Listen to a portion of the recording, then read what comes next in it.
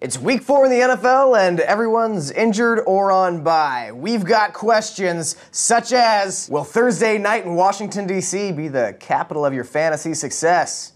Do either of the rookie quarterbacks making their debut this week merit bye-week consideration? You drafted Eddie Lacy 6th overall. Why is he trying to ruin your fantasy season? And what the hell is wrong with the Patriots? These questions and more answered on this week's Fantasy War Room Live. Punch it, Chewy!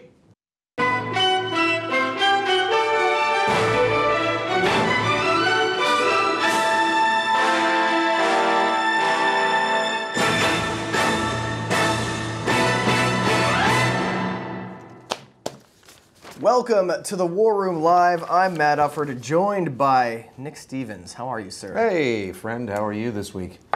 Not great. Not great, Nick. What do you mean not great? We're live right now, being broadcast to millions of people. At least. Active, eager, interested fantasy football fans who are living and dying on our every breath and piece of advice. Well, now that you put it that way, I'm feeling crushed by the pressure. Here's the problem that I have. Okay. 6 teams on bye. Week 4. We didn't even get through a quarter of the season before the NFL just launched. Yeah, all these teams that you like watching, you know, the two teams were in the Super Bowl last year, 2 other AFC and NFC contenders. We're just going to have them not play in the 4th week of the season. In September. Denver, Seattle, Cincinnati, Cleveland, Arizona, St. Louis, all on bye. No Peyton Manning, no Russell Wilson, no Andy Dalton, no Marshawn Lynch, no Monte Ball, Gio Bernard, Jeremy Hill, Zach Stacy. Do you want to cut your wrist yet? Andre Ellington, Demaryius Thomas, Percy Harvin, Michael Floyd, AJ Green. Somebody closed the store's front doors because Christmas is canceled. Straight up, there is no Christmas in week 4 of the season. 18.75% into the season, and 18.75% of the teams in the NFL are on bye. It just doesn't seem right. It doesn't feel like bye week season. It doesn't feel like, I mean, I know everyone's hurt. I mean, it's crazy, the rate of attrition this season. I mean, Danny Woodhead played 1 play last week, broke his tiny leg, and now he's on tiny injured reserve. For the rest of the season? For the rest of the tiny season. For the rest of the big season, he's on tiny injured reserve. It's crazy. I just don't think, I know we were going back and forth about this before the show, and I'm sure everyone out there in listener/viewer or internet land has their own particular feelings about this. If I were commissioner, I'd do a lot of things differently. I'd do a lot differently. However, one of the things I do is I would just install the Week 9 bye. That would be fair. It would be fair to both sides. Hear me out real quick on this. Everyone gets the same bye week. You've played exactly half the season. Everyone can vacation. You can go ahead and get snapped on vacation with Jessica Simpson. We could go outside with our families and see daylight. Wait, that's the other side. You can go with Witten and Jessica Simpson to Cabo and not give a flying you know what.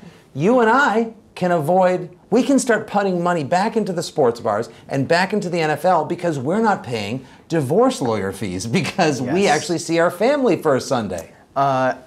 Obviously that's not realistic because... It makes sense. Because it makes sense. And, there's all sorts of money to be made by having an extra week of football games, and nothing's on TV, there's money not being made. However, I would say there's 32 teams. Just put 4 teams on bye every week, starting week 5 through week 12. That would make perfect sense. We've got like 3 weeks with 6 teams off, some weeks with only 2 teams off. It's stupid. It makes no sense. It's completely haphazard, idiotic. I hate it. It just seems so arbitrary and random. But so much of what the NFL does in terms of scheduling, in terms of discipline, in terms of everything, just seems to come from a room full of people who sit around and think, they're still going to watch. They're still going to watch. Why do we care? Roger Goodell's making him money, therefore he's a good commissioner. Yeah. What are they going to do? What are they going to do? Use hockey as a substitute drug? Nope. Nope, not gonna. Can't help myself, but... God, I feel so cheap. That said, tough week because, like we said, everyone's hurt. 6 teams on the bye. And there are a lot of marquee players that we spent heavy draft equity on. Oh, man. that flat out suck so far this season. We're going to get into that a little bit later when we talk about running backs. Ugh. Let's start out our positional rankings by talking about your quarterback rankings this week, Nick. Yes, and I use a very complex algorithm. Strictly scientific. Yes, it's the old H&G, H, hunch and gut. Oh. And I'll tell you what, you can take these rankings and to the put them blood up against. bank. You can take these to a bank. You can take them to a food bank. You could, these are pretty good. I feel like these are pretty solid rankings this week because there's a lot that gets taken into consideration. This isn't just, oh, these guys are good. Let me put them in the order of how terrific I think they are. Matchups, weather, everything. You've taken it all into consideration. All of it under consideration this week. You've got Drew Brees at number 1, even though he's not as great of a performer on the road. And the Dallas defense, we made tons of fun of it before the season, has been better than expected so far this year.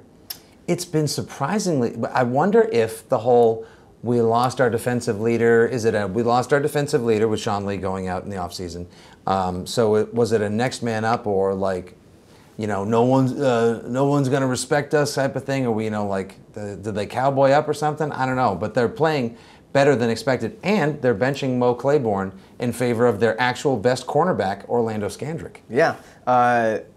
Old Mo's not taking it so well. No, he stormed didn't. Stormed out of the facility, apparently. Went on a bit of a walkabout, did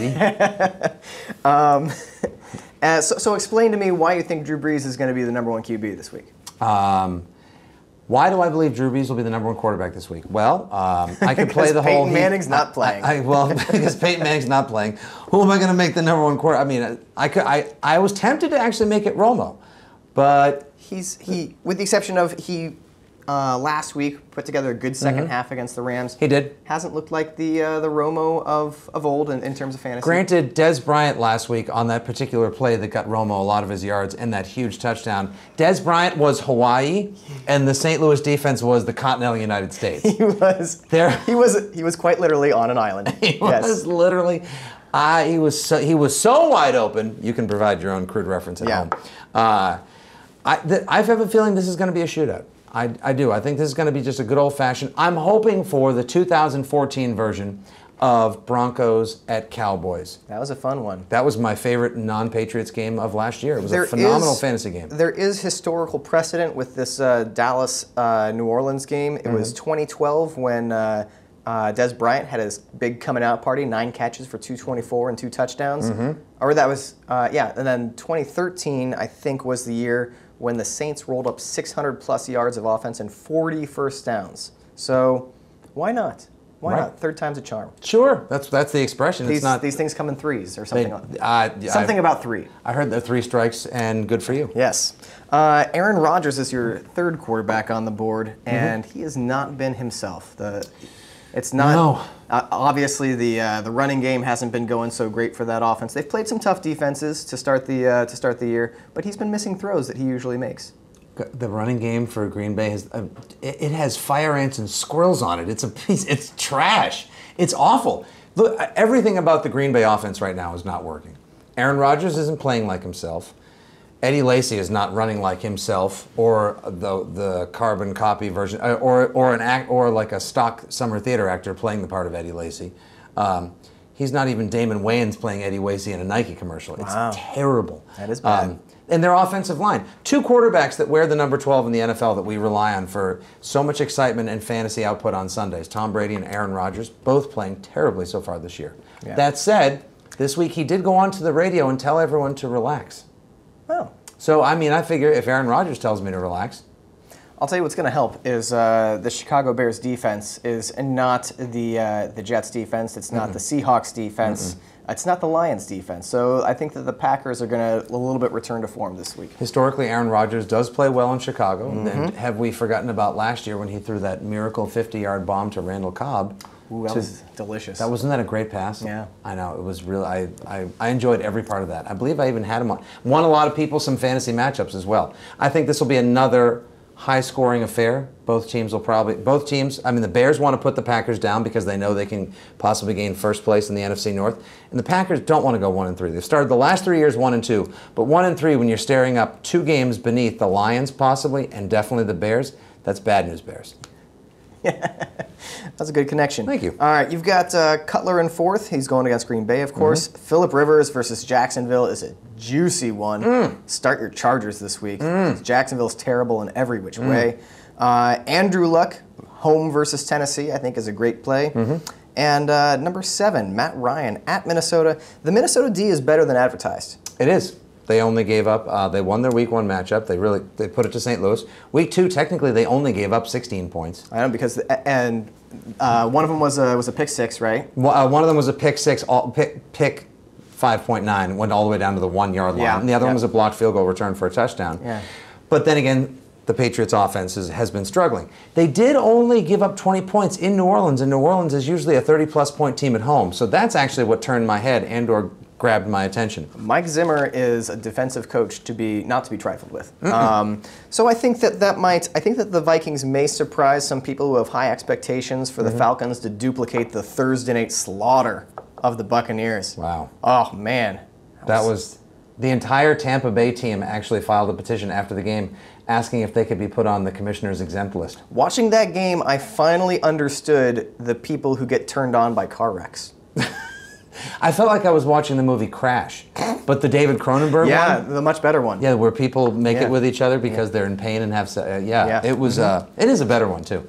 That was just a miserable affair, and I don't expect Atlanta to come anywhere close to that. And Matt Ryan actually didn't have a crazy night. He only played 3 quarters. He really only had to play 2 1/4 because by the time he threw that 45-yard bomb to Julio in the early third quarter, he was done. He checked out. Yeah. You've got Kirk Cousins, the Cousins revival. You were right about him last week. Well done. Thank you. The Giants secondary got a little bit depleted last week. Lost what's his face? The cornerback who former Seahawk. Walter Thurmond. Thank you, Walter Thurmond, with a torn pec for the year. Oh, that's gotta hurt. I've torn my pectoral before. It is the most painful thing I've ever felt. Really? Yeah, I've never given birth, I should note. Has your team ever lost the Super Bowl with 36 seconds left when they were angling for a perfect season? No. No. All right, just imagine if you had 700 pectoral muscles and they were all torn by a vulture. Roethlisberger. Ben Roethlisberger is your 9th QB. He's at home versus Tampa Bay, and that's got to be something that you're very excited about if you're a Steelers owner of any way, shape, or form. Yeah, okay. Now, if you're the guy who, let's say, spent a little mid-round action on quarterbacks, maybe you grabbed Cutler and then grabbed Roethlisberger a little bit later because you didn't go for one of the marquee quarterbacks, many of which have not been performing appropriately. This is the week that you're excited about starting Roethlisberger. You're like, oh, I got to start him on my bye week. Huge start this week against Tampa Bay, who have just been miserable. No, I will say that you can't expect a 58-14 blowout of the same team every week, so you can't be too reactive. But I think it's safe to say the Buccaneers are bad. They're not. Well, they're ungood. One's accusing them of being. No one's accused. Yeah, nobody's walking through that door saying we're good. We're good at this football game. No. I think that you have Matt Stafford at number 10, ranked far too low, sir. Now, I do understand that the Jets are in the lower third in terms of passing yardage and points allowed in the NFL. However, they didn't play as poorly as the 27 points that were hung on them last Monday night would indicate. They actually played a little bit better in the second half, and a lot of that had to do with Geno Smith playing, you look like a Jet, oh wait, you're on the other team, which is what he does with the football a lot. True. He's an entertaining watch that way. The Jets are. He's fun for me. Here's my thought. You cannot run on the Jets. They're impossible to run on. And therefore, Matt Stafford will be throwing the ball. Because you can throw against them. And by the way, their secondary is terrible. And they have a couple guys named Calvin Johnson and Golden Tate. Matt Stafford's going to get his. He's a top 5 quarterback this week. Top 5? I'm calling it. Calling it right now. Yes, that's your I can't wait to, that's your oh no he didn't. I do need the occasional hot take to keep the needle moving, sir. Okay, well here's mine. And you know what? I'll save mine for running backs, and it's on the same game. Ooh. So we'll see. Oh. I'll see your hot take, and I'll give you a hotter take. We got to wrap up quarterbacks. I do want to take note of your number 12 quarterback, Colin Kaepernick versus Philadelphia. I think Kaepernick is a fantastic play this week. The Eagles, through 3 weeks, are 31st in the league in terms of allowing the opposing quarterback fantasy points. The only team allowing more fantasy points to quarterbacks is the Jaguars. And we have Phillip Rivers ranked 5th overall. Yeah. and they don't have much of a running game. Perhaps I could have even listed Phillip Rivers a little higher. Yeah. Rivers has been your starter all season, good for you. He's played very well this year. And if he was another one of those guys you grabbed as a bye week fill-in because you took another quarterback or your other guy has been playing better, you're going to kill it.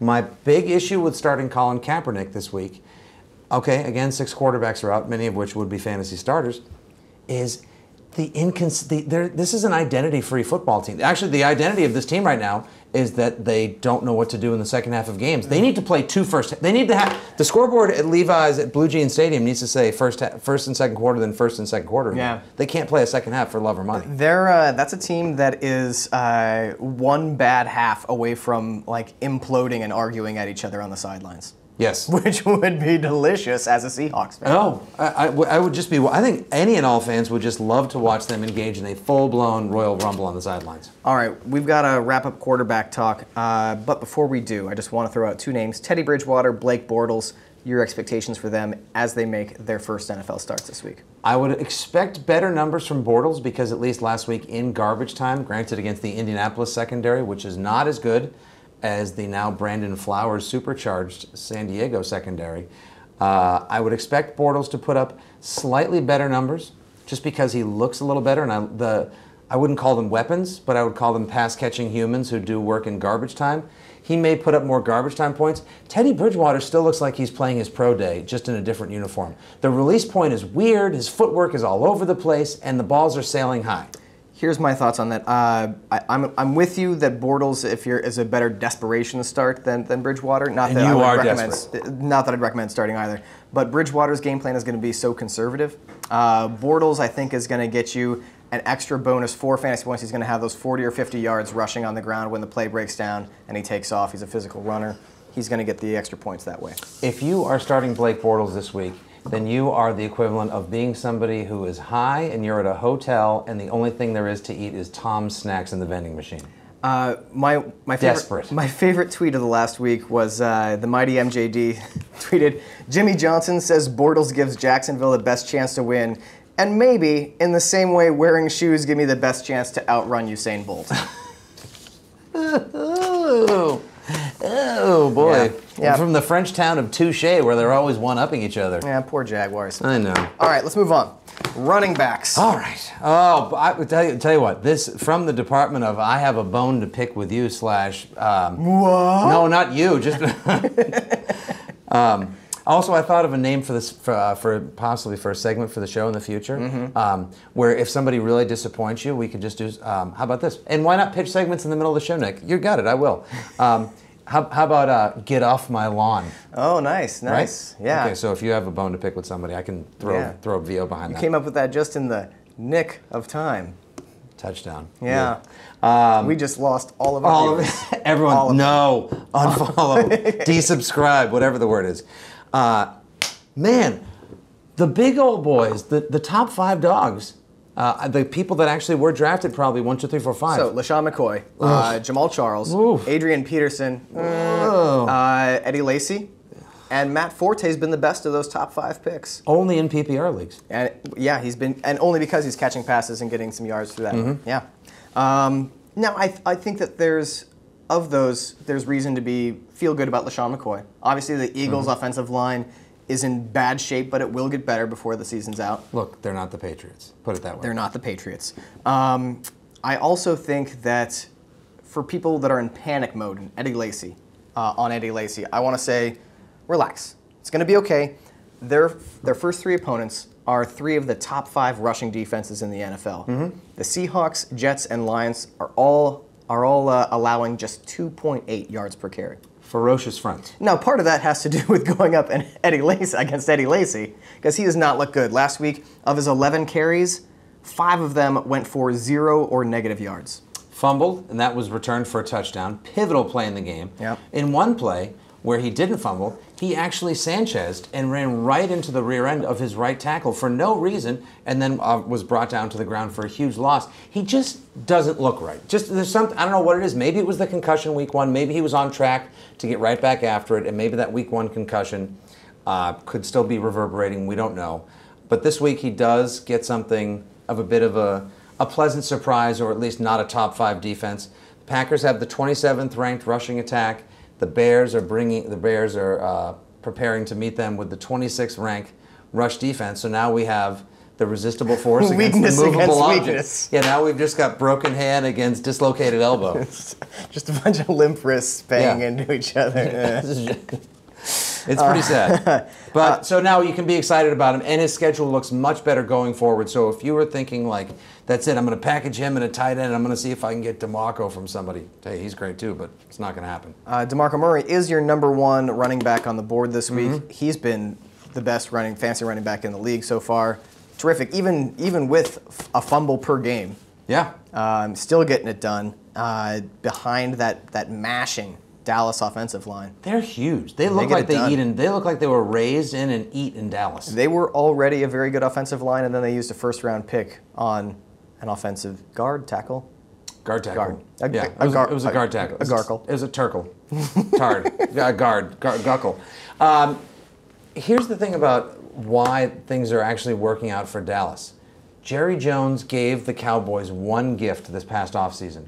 Just when he wanted to step in and Jerry Jones it, he backed off and let them take the best available person on the board, which was that guard from some Beef University or Dude State, wherever it was, and didn't take Johnny Manziel, and it's paying in dividends. I do. Notre Dame, I believe, is Beef University. It's down the road from Dude State. It's and it's paying dividends. Yeah. Because look at these teams that are struggling that can't score points. The Cowboys were down by 21 last week. They were able to run their offense the same way because they were able to impose their will against, granted, a banged-up St. Louis defensive front, but it was an impressive comeback. Yeah. And I think they're going to do it again this week. It's so weird not to just be saying awful things about the Cowboys. I know. We were both just highly complimentary of Dallas for like over a minute. Yeah, feel dirty. Yeah. Let's move on. Le'Veon Bell is your fifth-ranked back this week, and he's got a juicy matchup at home against Tampa. I think he's probably a top 2, top 3 back this week. That's a toothless front in Tampa. I will say, number 7, Rashad Jennings. I picked him up in a couple leagues. I was a preseason Rashad Jennings believer, and I have been rewarded. He's been a delight. 34 for $176 last week. Plus some catches. He doesn't, and the funny thing is, he doesn't even look the part. He doesn't you know what I mean? Like he just doesn't seem like this big, bulky, hulky guy. Like, it's not like Christian Okoye 2.0 out there. No. But he's got just the right mix of speed, moves, and power. And it's working. Remember I said back during our draft special that we both agreed that he was a solid mid-round running back pick if you couldn't get one of the top dogs up top, and that he was going to have to carry the Giants' offense for the first part of the season until they decided to either blank or get off the pot with the passing game. And they've done neither so far. They've started to pass it now. Yeah. in both with your metaphor and in the literal sense. And when Beckham comes back in week 5, 6, hey. David Beckham? Yes. You didn't know that? No. Yeah. That's great. He's their new kicker. He is. Odell Beckham. No, he's going to be a nice little injection into that offense. Let's talk about running backs, though. Please. Pierre Thomas is your number 11 ranked running back.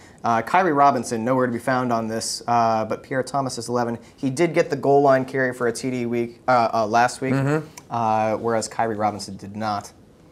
It's kind of a bummer for me. I know, but I said last week I thought Pierre Thomas was going to get the goal line work. He has Sean Payton's trust. He's a workhorse. He does it all over the field. He is truly the Swiss Army knife kind of running back that every team probably wishes they had, and he gets it done for them. Another Swiss Army knife, just moving down the rankings here, Ahmad Bradshaw versus Tennessee, and a fantastic waiver wire pickup if you've got a PPR league or half a point PPR league.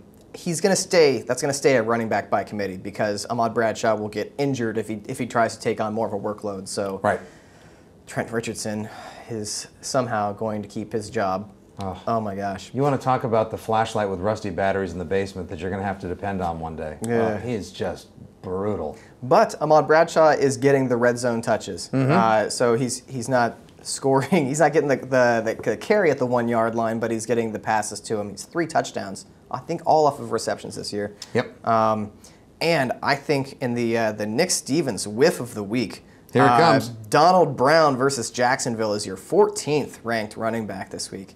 He's going to be top 5. The Jaguars. Donald Brown. Donald top Brown. 5. Because it's the Jaguars. But everyone can't be top 5. Yes. I mean, everyone going against the Jaguars can be. What's going to happen? The Jaguars are at least going to show up, aren't they? This isn't going to be Tampa, Atlanta. You can't convince me. The Jaguars are traveling across country, play against a San Diego team that's very good, solid defense, better than expected. Right. Great offense, and but they're giving up more passing yards than they are rushing yards. Yeah, but there's no Danny Woodhead to steal touches from Donald Brown. No, he's just going to be the workhorse there. Imagine that. We live in a world where Donald Brown until Tuesday night, Donald Brown was the only healthy running back that had more than 11 career rushing yards on the Chargers. Wow. Yeah. Wow, that's an ugly sitch. But it's good for you if you're the guy that put in the large waiver claim last week and picked up Donald Brown. You're not. Me neither. I didn't think it was necessary. Not feeling that one. Oh, I told you my hot take, Reggie Bush against the Jets. Yep. Some scat bag action. I think I may have undervalued him, putting him at 15. Had a nice little catch and run last week for a touch. Against the Packers? Mm-hmm. He did indeed. I had him on my bench. That was great. Nice work. Yeah, thanks. You should get into a fantasy show. Yeah, I should be making these calls. Now, do you want to know why I picked Shane Vereen over Stephen Ridley and put him at number 17 out of the top 20 this week? 2 reasons. 1, Kansas City pass rush. 2, New England offensive line. Kansas City is going to be able to apply a lot of force. Probably going to leave the Patriots in one of those pony formations where they do like a little Brandon Bolden, Shane Vereen. Chip and release. Chip and release means something completely different for us on Football Sunday. Sure. But chip and release for them usually puts Shane Vereen out in the flat as the safety valve for Tom Brady. So I think in PPR leagues, this is a big week for Shane Vereen. I don't see Stephen Ridley getting much more than about 40 yards done and maybe a goal line touch, but I prefer Vereen. I think there's higher ceiling. There are 2 running backs here at the bottom of your top 20 and outside of it that I like better than both the Patriots running backs. And I feel like I'm going to rue saying this, but number 20, Darren McFadden. I like him. I like him this week. And I know that sounds crazy because as soon as I endorse Darren McFadden, he has probably already injured his foot by the time I said his name. And the shockwaves carried across the miles to injure his foot and or ankle. You know how it works. The Miami D has allowed the 4th most fantasy points to running backs this year. And there's no MJD to steal his touches. No more Rashad Jennings in Oakland. And he had, I think, 17 or 19 touches last week.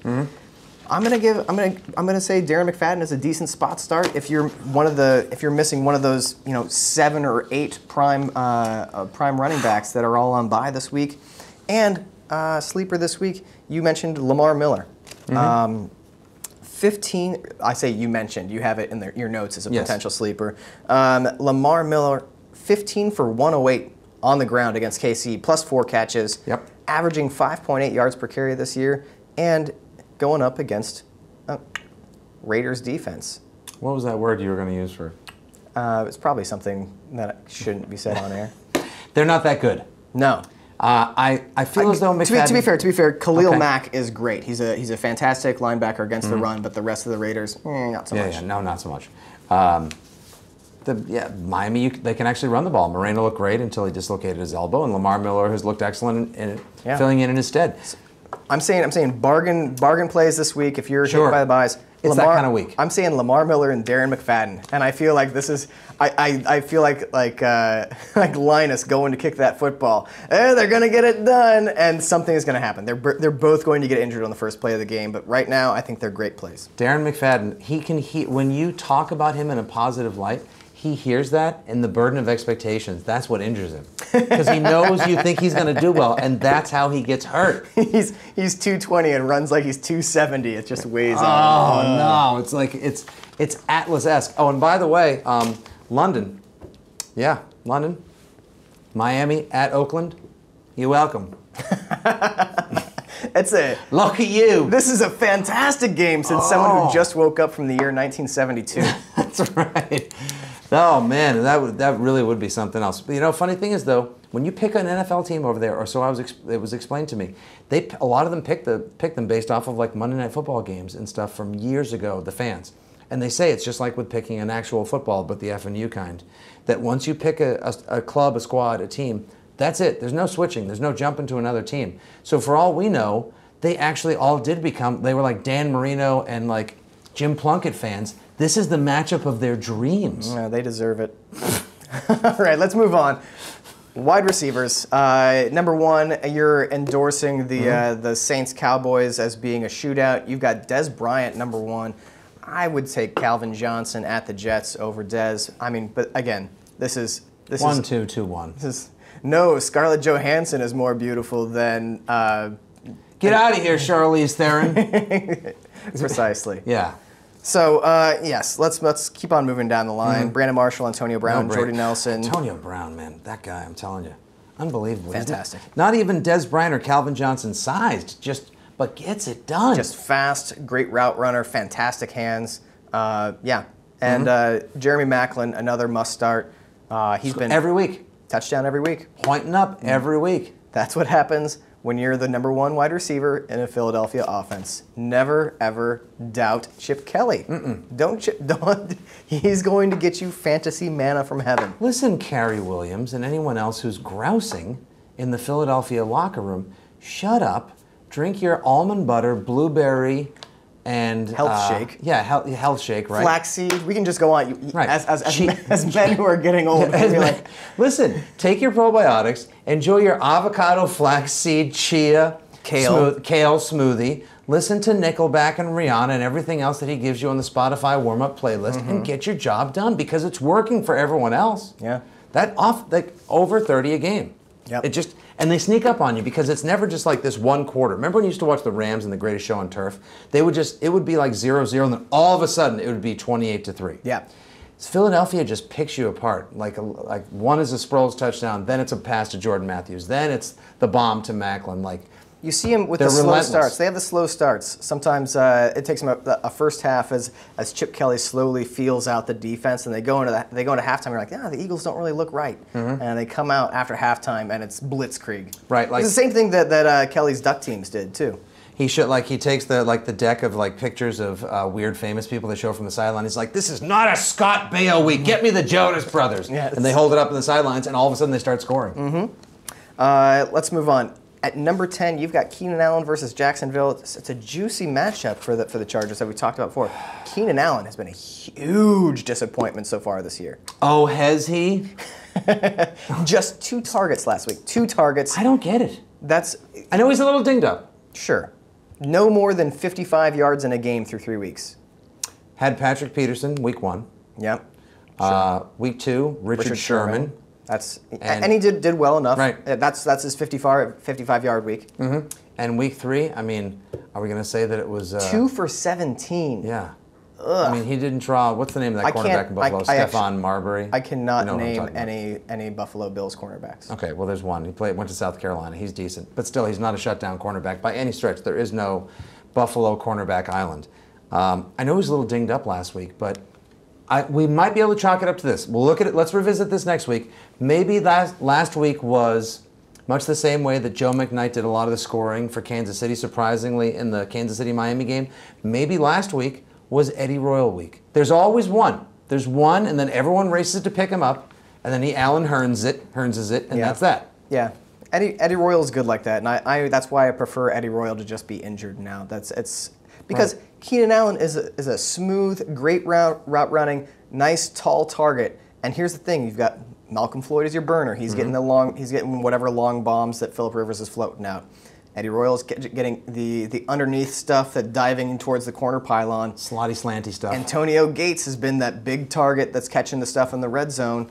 And Keenan Allen, he's the guy who should be getting the balls, and he's not. And it's very, very frustrating for Keenan Allen owners. And Ladarius Green is like, also I play here. Yeah, he had 4 for 64, I think, last week. Finally, at least he came up. But the Keenan Allen thing, as a guy who kept in a keeper league where I was allowed 3, Eddie Lacy, Andre Ellington, and Keenan Allen, many of which I'd gotten off waivers last year, so they were really plum spots.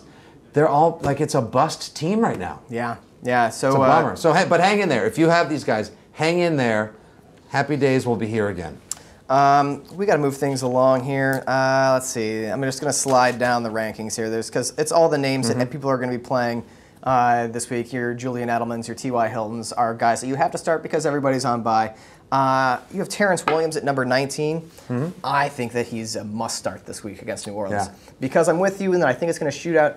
even more so in that the weakness in the Saints secondary is that cornerback 2 position. Patrick Robinson was benched. In came Corey White, I think his name is. Corey Graham, Corey somebody. And right now, so far through 3 games, wide receiver 2s are averaging 10.2 fantasy points per game against the Saints. That's standard league. That's not PPR. And that's a very Terrence Williams kind of day because he scored 2 out of the first 3 games. Yeah, so I say Terrence Williams, send him up. And number 20, Steve Smith. Really the 20th best? He said there's going to be blood all over the field when he matches up against Carolina. He's averaging 6 catches, almost 100 yards per game, and you have him at 20th? He is going to destroy. He is. Let me put it this to you. If I said that Steve Smith was going to get 12 catches for 200 yards and 2 touchdowns, would you say no, he definitely wouldn't? Yes. There's 0 chance he's going to get 12 catches for 200 yards and 2 touchdowns. I wouldn't rule it out. He is angry. He hates the Panthers. He's powered. He is powered solely by anger and revenge. I know. I understand that he actually puts up an antenna that like feeds off of all the world's anger and hate. He's a miserable human being. He's a miserable human, and if he barges through the studio right now and treats me like Jim Rome and he's Jim Everett and just throws me to the ground for calling him Chris, fine. But at the end of the day, is he going to put up really solid wide receiver 2 numbers this week? Sure. That's why I have him as number 20 in a 12-team league. You're starting 2 wide receivers. I think he's. I don't want to say a sure thing, but like I think that the most obvious conclusion from what we've seen so far in the Ravens offense through 3 games and what he's stated he intends to do to the Panthers, I would think that he's going to get 100 yards and a touchdown at least. He's going to play the whole, like, we're going to come out there and punch him in the mouth. Well, what if Carolina's like, yeah, well, we got embarrassed on Sunday Night Football last week, so we're going to come out and kick you in the junk. I would love to see that, frankly. I would too.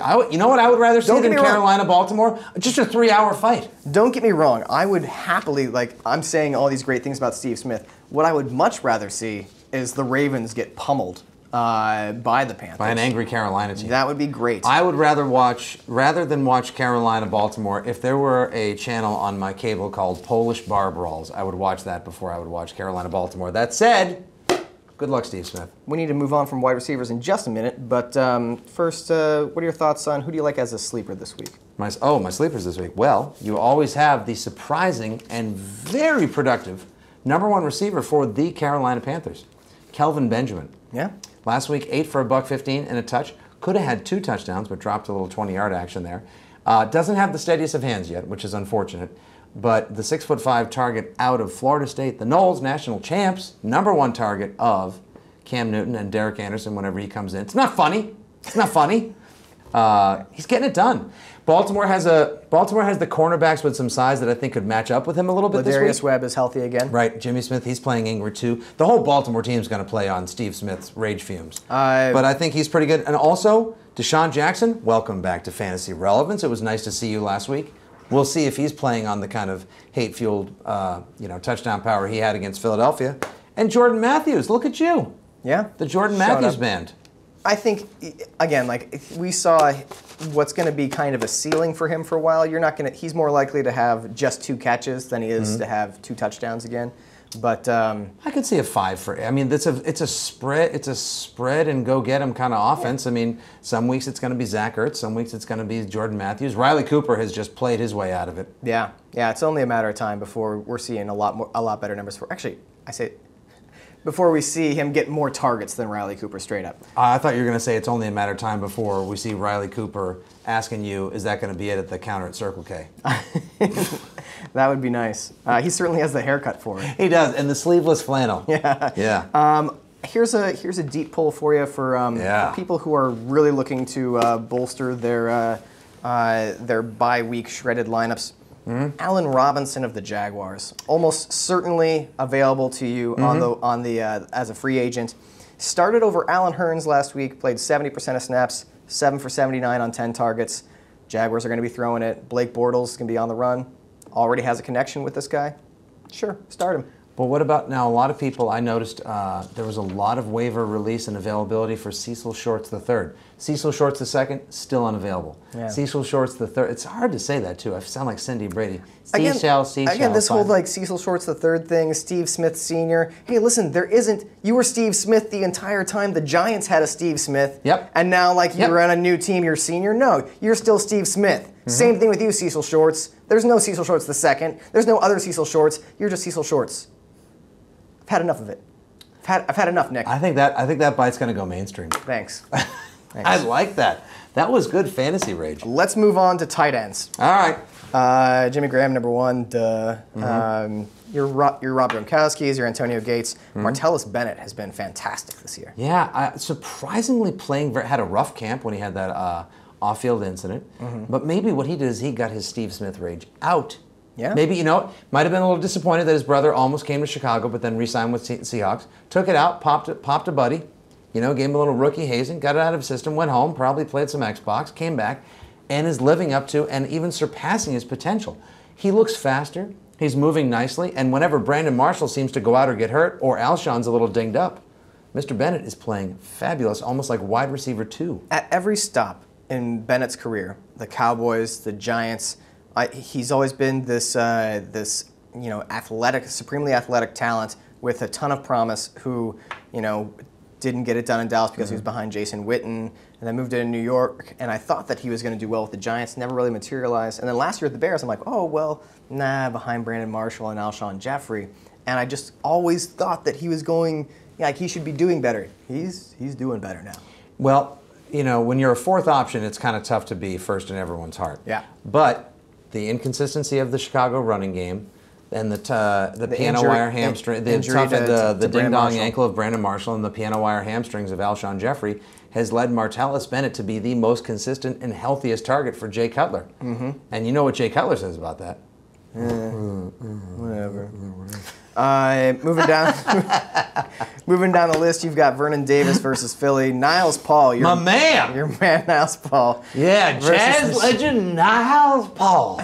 Zach Ertz at San Francisco. No one's arguing with you there. Owen Daniels at number 8 versus Carolina, filling in for Dennis Pitta. Oh, did you see his leg just go dead? I have chosen not to watch it. Oh, I mean, it wasn't as bad as watching that poor Louisville player or watching the guy from Indiana who broke it playing in the FIBA or whatever that was. Yeah, that guy. Paul George. Paul George, same thing. I have a hard time trusting or talking about people with 2 first names. Mm-hmm. But wow, just flat out dead leg Charlie. And that's same hip too that it happened to him last year. Owen Daniels, the whole world was angry with him for a while because he stole those two touchdowns against Pittsburgh in week 2 of Thursday Night Football. Now, hey, Owen, I'm sorry. I made you some cookies. Come on back. I was one of those guys with Pitta, refused to pick up Daniels, and was able to grab him this week off waivers. You're a lucky man. Very lucky man. I will say he's 31. He's not getting the separation that he used to, but still a solid, reliable red zone target. And he's the smart play to pick up if you had Pitta, of course. You know who did get the separation he wanted was Dennis Pitta in his hip. Separation he did not want. No, I mean, that's right. The separation he didn't want. Yeah. Dwayne Allen, Jason Witten, yes. Mm-hmm. Basically, if you have a tight end, you have to play him this week. Like, I've got Julius Thomas in one league, and I'm just scrambling around, and it's just like, I guess I'm playing. Fleener could be available. Kobe Fleener could be available. He's caught a touchdown. That Fleener-Allen situation in Indianapolis is so freaking annoying. Mm-hmm. It's just like... Do you feel like Fleener and Allen is the name of a furniture store you go to where it's just like nothing else is open and you really need a piece of furniture? Yeah. Like Fleener and Allen. Or like really like Subway advertising defense lawyers. Yeah. It's a frustrating situation. Nah. Because if there was no Fleener, Dwayne Allen would have boss tight end 1 stats. He's still a borderline tight end 1. You say that, but Dwayne Allen had a season-ending injury last year, and Kobe Fleener was like, you know what I'm going to do is instead of getting twice the numbers, I'm just going to keep being a mediocre tight end. Yeah, that was. I am going to underwhelm the pants off. Fleener. Yeah. I know. I like also. Can we just call him Dwallen at this point? You actually almost said that. I was like, that's kind of a cool name. Sure. Why not? I can't stop you. I can't stop me from it. No. You can frown upon it. Travis Kelce of the Chiefs. His snap count has been going up every week, up to 2/3 of the Chiefs' offensive snaps. Getting that. Who's that? Anthony Fasano. Hey, Tony Faz. Hey, I'm Anthony Fasano. I'm gonna take your red zone looks that you might want for your tight end that you wanted to start, and I'm just gonna make one great catch to steal the 6 points that you want your fantasy tight end to have. Yeah, except instead of the red zone, because my name is Tony Faz, I call it Gravy Town, because you get that nice marinara right on top. Boom, 6 points. What a strange offense Kansas City has. They do absolutely diddly do squat, whatever expletive Jim Mora likes to throw out the first couple weeks. And then last week, all of a sudden, it's like, oh, Tony Faz, Travis Kelce, Joe McKnight, the reemergence of, or the emergence of Joe McKnight. Well, it's not like they've got wide receivers to throw the ball to, Nick. You know what? I'll have you know, Donnie Avery was a perfectly good wide receiver 4 years ago. Yeah. All right. I think we've said enough about tight ends. Let's give a cursory nod to the defenses now.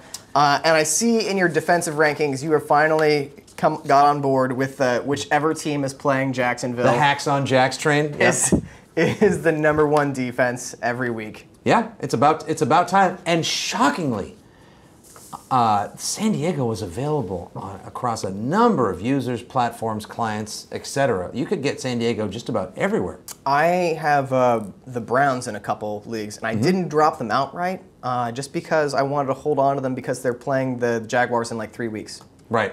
And it's just like, oh, this is a win right here. I'm going to win this game. I know you're going to get that one, but there were a couple other matchups that were like, so I had to make the move, and then I'll probably have to make the move again. But I thought, obviously, you want to have a defense that's going to play, so I had to grab San Diego. But also, there's zero chance San Diego gets less than 16 points this week. If you have enough flexibility with your bench, just pick up the defense that's playing the Jaguars a week ahead of schedule, so you don't have to burn your waiver priority on them or any waiver dollars. Pick them up in free agency like 10 days in advance, and then just enjoy all the points you get the following week. Right. We should almost have like this list, like just the war room must include quarterbacks that are playing the Jets, teams, everyone that's playing Jacksonville, and who was the 31st ranked pass defense? The Eagles. That's right. Yeah, and quarterbacks against the Eagles as well. I mean, well, granted, look at Kirk Cousins and his big fat padded stats, making Jay Gruden look like a genius. 2 weeks in a row, at home against Jacksonville, on the road with an angry Deshaun Jackson against Philadelphia. Yeah. The true test will come this week when he's home. National spotlight on him. Raised expectations. Thursday night football. Only 4 days to prepare. Yeah. We could see.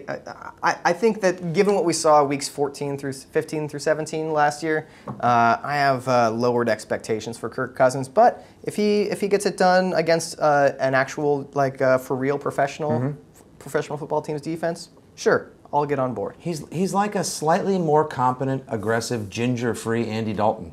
Okay. Which would make him work perfectly for Jay Gruden. Sure. To go like 9-7 and lose in the first round of the playoffs. We're not talking about defenses anymore, are we?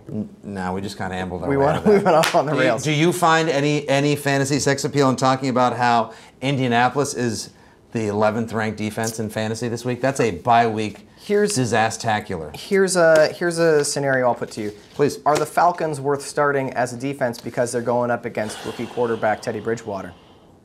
You know, I almost think so. I thought about putting them on this list, and then I just couldn't because they don't really do anything well enough where they'll be able to. Like Minnesota has a good offensive line. They are going to obviously game plan rather conservatively, which is what we were talking about before the show. So if you don't give them a chance to return to get a big pick six, if Teddy Bridgewater doesn't drop back that much, if it's just going to be all dink dunk handoff and just that kind of conservative fare, where's Atlanta going to get the points from? Yeah, they don't have a good enough defense, or they don't have enough of a pass rush or any pass rush at all to really put that heat on Bridgewater. I don't see enough. I don't see there being enough room for mistakes for the Falcons to be good. They don't have the defensive weaponry that they can unleash like San Diego does. I think this week I really like Baltimore as a play against Carolina. You've got Cam Newton's ribs still aren't right. He's not running the ball and taking the Panthers' offense to the next level. They only have Kelvin Benjamin is the only real receiving option besides Greg Olsen. And the running backs are all dinged up. The Ravens have only allowed 2 passing touchdowns in 3 games, best in the NFL. I like Baltimore at home, that defense, to do some damage against the Panthers. I think that's a solid pick as well. That's probably the best if you missed out on San Diego, try to grab Baltimore if they're still available. Yep. All right, I think that's enough about, we got 10 minutes left in the show. That's time where we're supposed to talk about questions from the viewers. Oh, I thought we were going to go over Sunday menu planning. No, that's next week. Next week. Looking forward to it. Let's go through a couple questions. Yeah, I got a couple questions from Twitter. Okay. Evan said, "Would you trade Frank Gore for Jeremy Hill?" You have Frank Gore. Would you trade him to get Jeremy Hill? Because you'd think it would be like, would you trade him for Carlos Hyde? Would you trade him for Jeremy Hill? No, I would not. Yeah. No, because I don't. We all know we need somebody on our bench to be ready to plug in, like Carlos Hyde, or the sort of equivalent, the point equivalent from another team. But what I don't want to do is get somebody else who is the, shall we say, Rondane to early Rondane to Tiki Barber. Yeah. With the Thunder and Lightning combo of Giovanni Bernard and Jeremy Hill.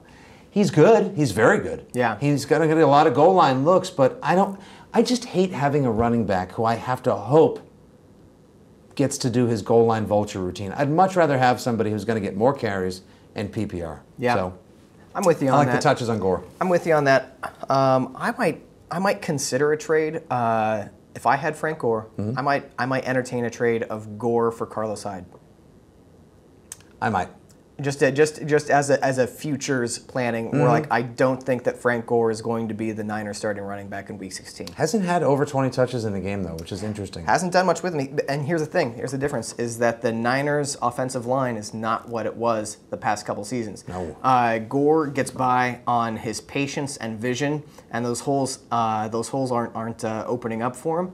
And so his patience is like when he's waiting for the hole to open up and he's getting tackled at the line. Right. And so I think with that kind of line, they're going to have to go to Carlos Hyde sooner rather than later. Probably so. Raul Sanchez says, "My Alfred Morris for his Eddie Lacy. Do I do it? Matt Forte is my RB1. Ooh, you'd have a chance to have Forte and Lacy. But here's the thing. Oh, the sex appeal of somebody trading low on the Eddie Lacy. Somebody trading low and saying, you know what, that's it. I got to get something now. That's a classic panic move, like I was talking about at the top of the show. I don't know if I'd part ways with Alfred Morris because I like what I'm seeing out of the Redskins offense. Now, last week, again, for some reason, I think just like a quick leftover brainwave of Mike Shanahan drifted into Jay Gruden because Darrell Young got a touchdown. And I believe, did Roy Halo get one as well? I have no Roy, idea. hello. You say goodbye. No, stop Hello? it. Yeah. It was not. It definitely was not you I was looking for. Roy Halu. I believe he might have gotten one as well, which is intensely frustrating. Just give them to your best running back. Yeah. I still think that he's going to get more time. I'm holding on to Morris. All right. How about you? Where would you go with that one? If I already have Matt Forte, I think he's going to do well. I think I'd pull the trigger. You've got a big RB1 already. I'd go for Eddie Lacy. You would? Yeah, I think so. And just own the North. I own the North. I don't know. What I do is I don't have the opponents in front of me. The Redskins have a much softer schedule, and I would take a good long look at opponents. And if Alfred Morris has a cakewalk the rest of the season, which I think he might, then I'd probably just stick with the Green Bay is playing at one of those first place schedules, and the Redskins are not. Yep. Let's see. Kyle W says, "Who should I play, Reggie Bush or Lamar Miller?" I'll take Lamar Miller this week. Yeah. Well, it's a tough running defense, obviously, one of the top 5 with the Jets. It is not with Oakland. Nope. Reggie Bush does have to share carries with Joik Bell. He does, Lamar Miller and he's does actually not. getting fewer touches and fewer targets than Joik Bell. Barely, but he's doing more with less, which is what life is all Well, about. he did last week. Yes. Well, that was one of the 3 weeks. And Small sample size. Lamar Miller is not sharing carries. No, he's not. Daniel Thomas will not be touching that ball off anytime soon. Give Lamar Miller that start. All right, Original 6 queries us. Start 2. Antonio Brown, Mike Wallace, Jordy Nelson, Michael Crabtree. Start 2 of those. I'd say Antonio Brown is the must start right there. Yeah, that's you never don't start. Last week he went on the road. We start Antonio Brown in Carolina every gosh dang week. Every GD Dubs. Of Mike Wallace, Jordy Nelson, or Michael Crabtree? I'm gonna go Jordy. I think I'm gonna go Crabtree. He did go. Yeah, surprisingly, last week in Arizona, he went 10 for 80 with a touch. Yeah, and Vernon Davis was banged up. And the Eagles have a very, very suspect secondary. Easy to pass on them. I'm going to take Michael Crabtree. When you're second to worst, the word suspect would be a very fair adjective to describe them with. Yes, sir. But you know what? How could you lose going with Jordy? You really can't. Right? I mean, like Jordy's a good play too, but I'm just I'm leaning Crabtree this week. And it's rare for me to say anything nice about the 49ers. It is rare, so they should probably capitalize on that. I mean, we've heard it from the source. Michael Crabtree's a mediocre receiver. Mediocre. He's very mediocre. I got a question for you here. One of our buddies on the interweb, a big fan of the show, at PhilipRMB, asks us, guys, Romo or Cutler this week? I go Romo. Somebody drafted a QB in a fifth and 8th, 6th, and 7th kind of jam. And Cutler's been getting it done, absolutely. A solid play for sure.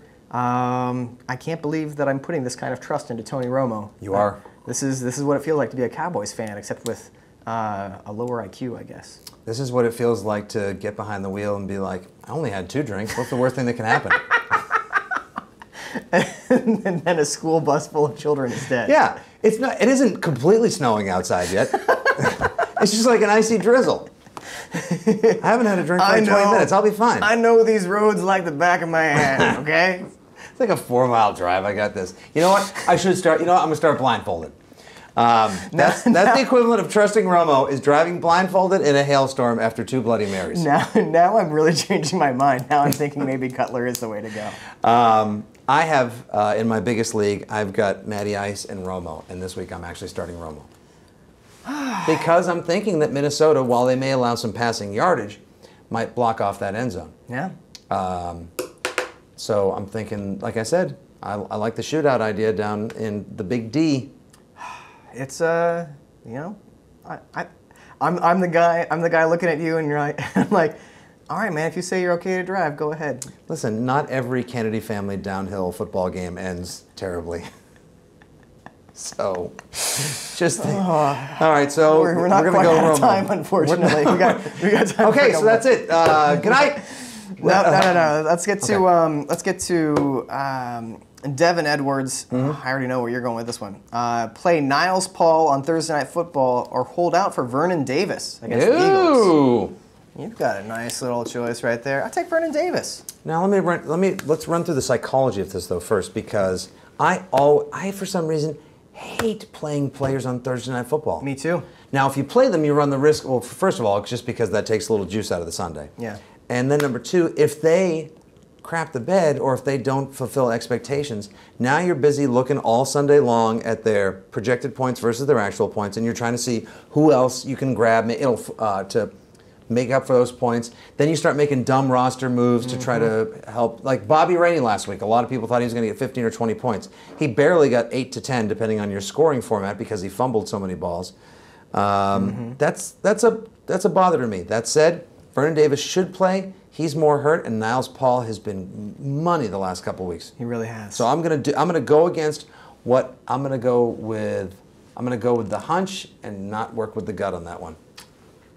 I'm going to go with Vernon Davis. I'll go Niles Paul. All right. Let's see. You got a lasty in there?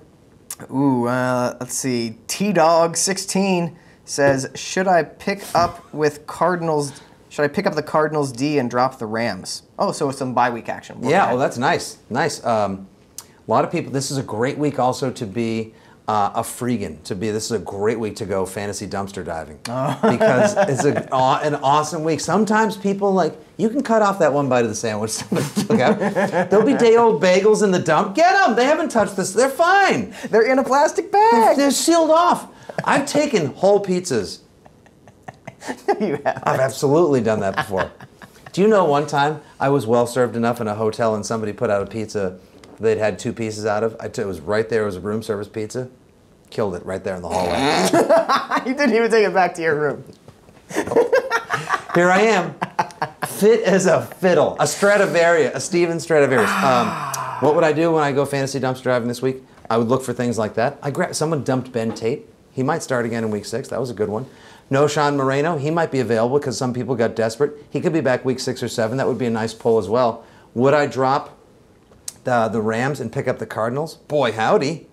All right. Absolutely, I would. All right. There we go. Eat that hallway pizza. All right. I think that's going to take us through to the end of the show.